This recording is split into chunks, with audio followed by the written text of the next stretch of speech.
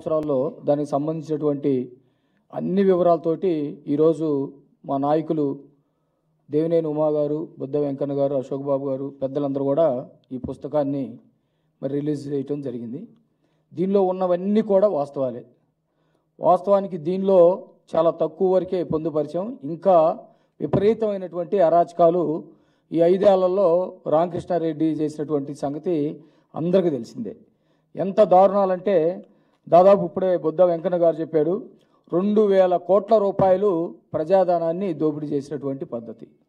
దారి దోపిడీదారుడు ఎట్లయితే చేస్తాడో అట్లా, బందిపోటుదారులు ఎట్లయితే రోడ్లు కొట్టుకుంటారో, రోడ్డు మీద వచ్చేటువంటి వాళ్ళని ఒక బందిపోట్లు కనుక ఎట్లయితే కొడతారో ఆ విధంగా కొట్టి దాదాపు కోట్లాది రూపాయలు సంపాదించినటువంటి పరిస్థితి.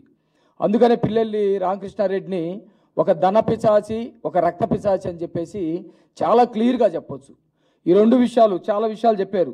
రైతుల పాస పుస్తకానికి వచ్చేసి 15,000 రూపాయలు కట్టాలి. అట్లాగే పంచాయతీ నిధులకు సంబంధించి దాదాపు 15 కోట్లు దోసేసుకున్నాడు. అట్లాగే రేషన్ బియ్యం దారి మళ్లించి 73 కోట్లు. అట్లాగే కంకర తవ్వుకొని అమ్ముకొని 40 కోట్లు. అట్లాగే గ్రావెల్ మొత్తం కూడా అమ్ముకొని ఆ ఏరియాలో గ్రానైటు ఏదైనా లారీలు కనుక వెళ్తే ఒక్కొక్క లారీకి 25,000 రూపాయల చొప్పున 70 కోట్లు. మొత్తం కలిసి దాదాపు 2,000 కోట్లు ఈ రోజుకి సంపాదించి ఈ డబ్బును అడ్డం పెట్టుకొని రౌడీజం చేస్తున్నటువంటి పద్ధతి. అందుకనే ధన పిశాచి అన్నాం. అట్లాగే రక్త పిశాచి అని మేము ఎందుకు అంటా ఉన్నామంటే, మీరు చూశారు భారత రాజ్యాంగం అమల్లోకి వచ్చిన తర్వాత బీహార్లో మాత్రమే అత్యంత దారుణంగా రోడ్డు మీద పడేసి కొట్టడమో, బట్టలు లేకుండా నరకటమో, లేకపోతే ఎంటబడి వేధించి హింసలు చేసి నరకటమో చూసేవాళ్ళం. కానీ ఈ 75-76 సంవత్సరాల స్వతంత్ర భారతదేశంలో ఆంధ్రప్రదేశ్లో ఎప్పుడూ జరగనటువంటి, అంత అరాచకంగా ఎప్పుడూ జరగనటువంటి విషయాలన్నీ కూడా, పరిస్థితులన్నీ కూడా, సంఘటనలన్నీ కూడా మాచర్లో జరిగినటువంటి పరిస్థితి. అక్కడ తోటా చంద్రి అనే ఒక బీసీ నాయకుడిని ఎంత దారుణంగా అంటే, ఒక కాలు మీద ఒక అతను నుంచుంటాడు, ఒక కాలు మీద ఇంకొక అతను నుంచుంటాడు, 2 చేతుల మీద 2 నుంచుంటారు, ఇంకొకడు మోకాలు తోటి గుండెల మీద పెట్టి కత్తి తీసుకొని పొద్దునే ఏదో మేకను కోసుకున్నట్టుగా అత్యంత దారుణంగా గొంతుని కరకరమని కోసి అందరూ చూస్తుండగా కోసి చంపుతాడు. తోట చంద్రి అని అతన్ని అట్లాగే చంపారు. కంచెర్ల జల్లయ్య యాదవ్ అతన్ని అట్లాగే చంపారు.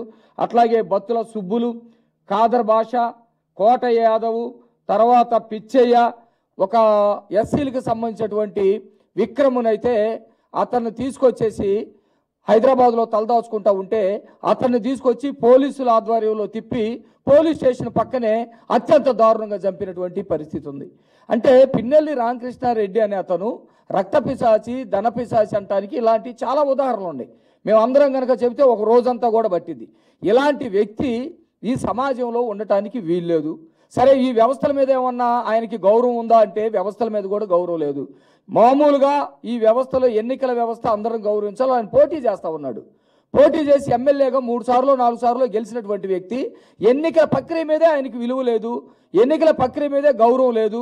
అత్యంత దారుణంగా వెళ్ళి ఆ ఈవీఎంలు మొత్తం కూడా బద్దలు కొట్టి, నేనే బద్దలు కొట్టాను, ఎవడేం పీకుతాడో పీక్కొనని సొసైటీకి సవాలు ఇస్తే పట్టించుకునేటువంటి నాదులు లేడు. ఏ చిన్న మెసేజ్ పెడితేనో కామెంట్ పెడితేనో తీసుకెళ్ళి మమ్మల్ని ఎంటాడి వేటాడి ఇల్లులో గోడ దూకి అరెస్టులు చేసి ఊరంతా తిప్పుతూ ఉంటారు. మరి అలాంటి వ్యక్తి ఎన్నికల ప్రక్రియలో, ప్రజాస్వామ్యంలో ఎన్నికల ప్రక్రియ అనేది చాలా గొప్పది. అలాంటి దాన్ని అపహాస్యం చేస్తూ ఛాలెంజ్ చేస్తే అతన్ని అరెస్ట్ చేయనటువంటి పరిస్థితి ఉంది. అనేక మంది మీద దాడులు చేసి తలల పగలు కొట్టి చంపుతూ ఉంటే 307 కట్టట్లేదు, ఆయన అరెస్ట్ చేయట్లేదు. కాబట్టి అతను ఈ ఎన్నికల తర్వాత రేపు 4వ తారీఖు రిజల్ట్ రాబోతా ఉంది. ఖచ్చితంగా ఆయన్ని ప్రజాస్వామ్యబద్ధంగా, చట్టబద్ధంగా శిక్షించడానికి వ్యవస్థలన్నీ